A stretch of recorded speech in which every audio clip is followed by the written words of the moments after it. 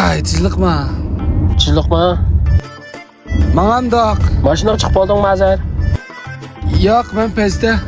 Mashinada qilmadim. Ishni yapmamsan. Mangam Tayyorliging bitdimi Azar? Tutdi-ku mana. Mashina chiqdi shu etseklan bo'lganda. Rost bitdi. Ha? Mani Achaning eri taqamdi mani.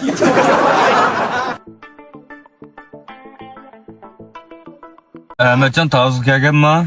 Ha, tizlikmi to'lma. Degan bo'lsangiz men apir pirtim emasman. Tunimsizmi avalni? Bu balam oilamning inisi emasman. Achamning yeri.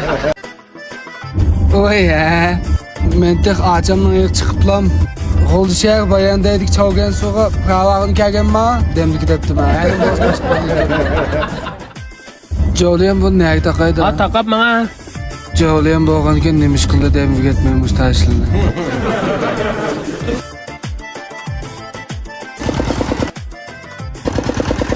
Joliyam bu temponi to'g'ri. Meni bek jili qilib etding sen. Ishchimni bek. Ma'vo mening tuqqanim bo'ladi ma'vo. Mushu G'ulji shahar Bayondaydiki, Chavgan so'nashik joylashgan Fangyan shopirlik maktabiga kelib, mush balni desang eng bela o'gitida. İsmi Merdan, laqmi Meydan.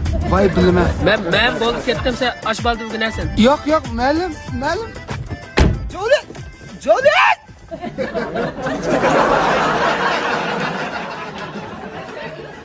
Yaxshi tuzonim balla. Yaxshimisizlar?